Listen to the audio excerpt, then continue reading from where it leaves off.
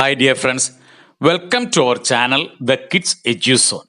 Today we are discussing the answers for the part Let's review the story from The Happy Prince. Answers for the textual questions were given in an earlier video. The link of that video is given in the description. Please watch it. Okay, let's start. What's the first question?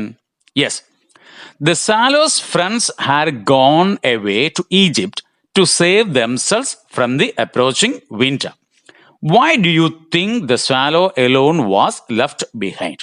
അതായത് നമ്മുടെ എന്ത് ചെയ്തു മീവൽ പക്ഷി അല്ലെ swallow എന്ത് ചെയ്തു തണുപ്പിൽ നിന്ന് രക്ഷപ്പെടാൻ വേണ്ടി പക്ഷിയുടെ അല്ലെങ്കിൽ മീവലിന്റെ കൂട്ടുകാരൊക്കെ ഈജിപ്തിലേക്ക് പോയി. പക്ഷെ ഈ പക്ഷി മാത്രം പോയില്ല. എന്തായിരിക്കും കാരണം അല്ലെ? എന്തായിരിക്കും? കുറച്ച് നാളൂടെ ഇവിടെ അല്ലെങ്കിൽ കുറച്ച് ദിവസം കൂടി ഇവിടെ കഴിയാം അല്ലേ എന്നുള്ള രീതിയായിരിക്കും അത് ചിന്തിച്ചിട്ടുണ്ടാവുക. നമുക്ക് അങ്ങനെ ഒരു അസംഷനിൽ നമുക്ക് ഉത്തരം എങ്ങനെ എഴുതാം? Let's see the answer.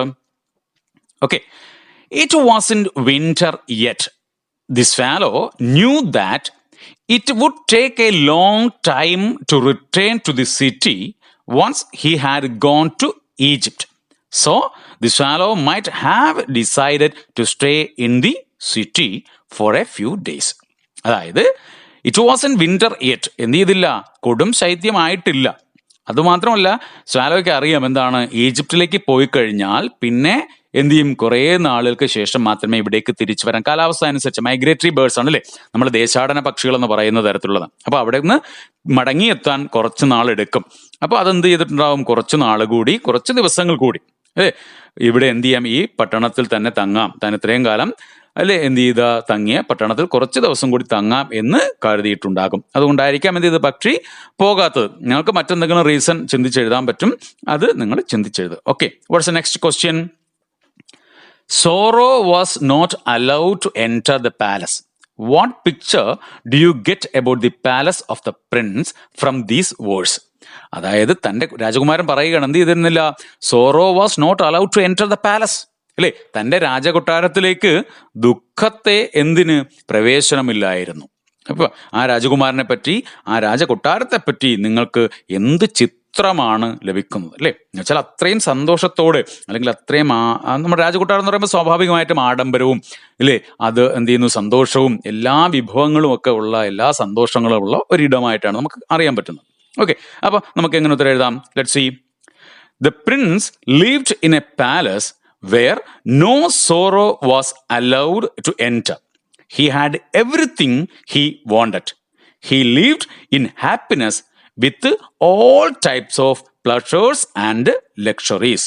Okay, അതായത് രാജകുമാരൻ ജീവിച്ചിരുന്ന സ്ഥലത്ത്, രാജകൊട്ടാരത്തിലേക്ക് എന്ത് ചെയ്യപ്പെട്ടിരുന്നില്ല, no sorrow was allowed to enter അല്ലെ, ദുഃഖത്തെ അകത്തേക്ക് കടത്തിയിരുന്നില്ല.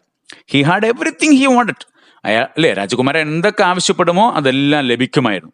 He lived in happiness with all types of pleasures and luxuries അല്ലെ, എല്ലാ തരത്തിലുള്ള സന്തോഷങ്ങളോടും ലക്ഷറീസ് ആഡംബരങ്ങളോടും കൂടിയാണ് രാജകുമാരൻ എന്ത് ചെയ്തിരുന്നത്, ആ രാജകൊട്ടാരത്തിൽ ജീവിച്ചിരുന്നത് എന്നാണ് നമുക്ക് ആ പ്രസ്താവനയിൽ നിന്നും മനസ്സിലാക്കാൻ വേണ്ടി പറ്റുന്നത് അല്ലെ. എന്താണ് മൂന്നാമത്തെ ചോദ്യം? Next question.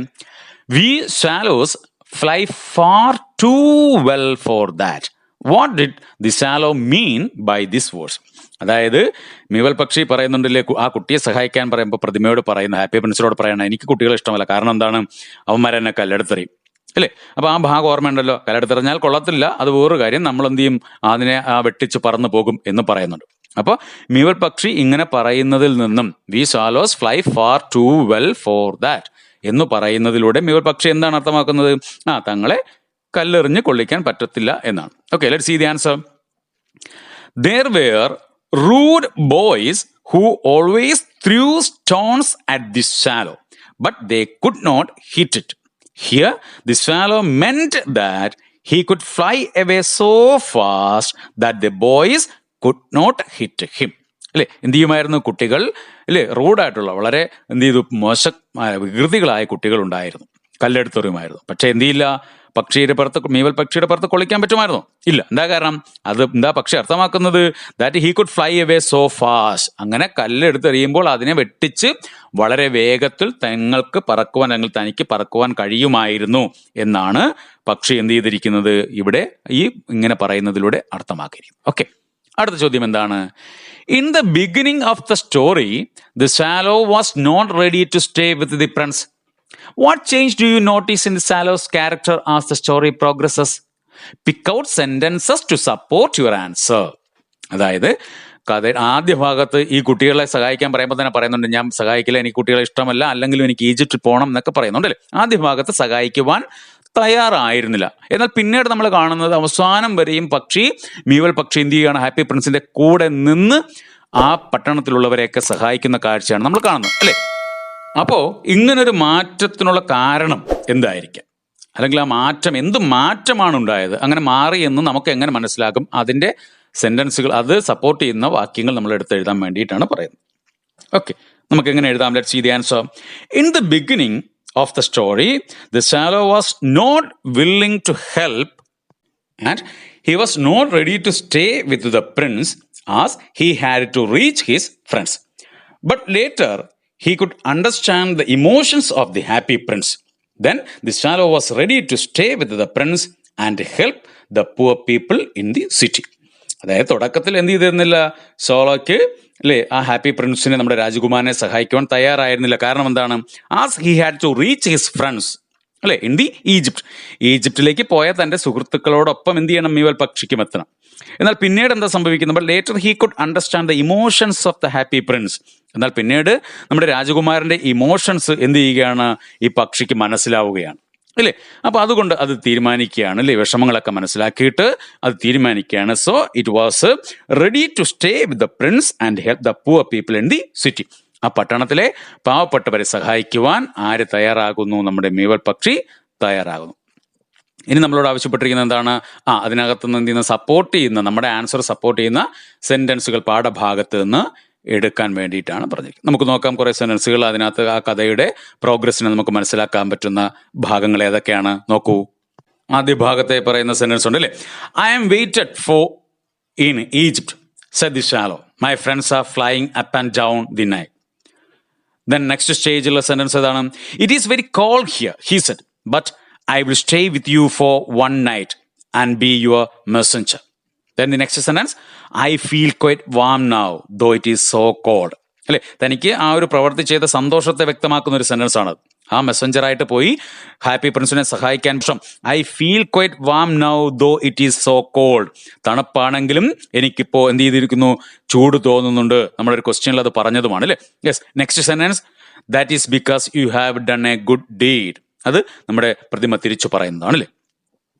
Yes, I cannot pluck out your eye, you would be quite blind then. അല്ലേ, എന്ത് ചെയ്യില്ല, ഞാൻ ഇത് നിന്റെ കണ്ണിൽ നിന്നും എന്ത് ചെയ്യില്ല, ആ രത്നം പറിച്ചെടുക്കില്ല. അപ്പൊ ആ പ്രതിമയോടുള്ള സ്നേഹമാണ് അവിടെ വ്യക്തമാകുന്നത് അല്ലെ. ആ പക്ഷിക്കുണ്ടാവുന്ന സ്വഭാവത്തിൽ, ആ പക്ഷിയുടെ സ്വഭാവം ഉണ്ടാവുന്ന അടുത്ത വാക്യം ഏതാണ്? You are blind now he said, so I will stay with you always. രണ്ട് കണ്ണുകളും നഷ്ടപ്പെടുന്ന പ്രതിമയോട് ആ പക്ഷി പറയുകയാണ്, യു ആർ ബ്ലൈൻഡ് നൗ അല്ലെ. അപ്പൊ പ്രതിമയോടുള്ള സ്നേഹമാണ് നമുക്കവിടെ കാണുന്നത്.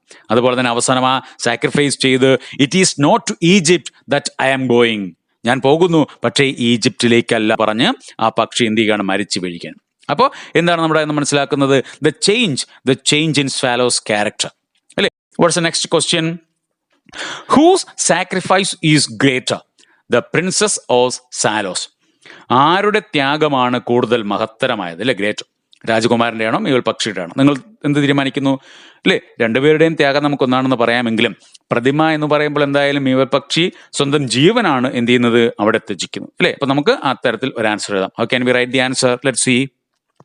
I think the swallow's sacrifice is greater.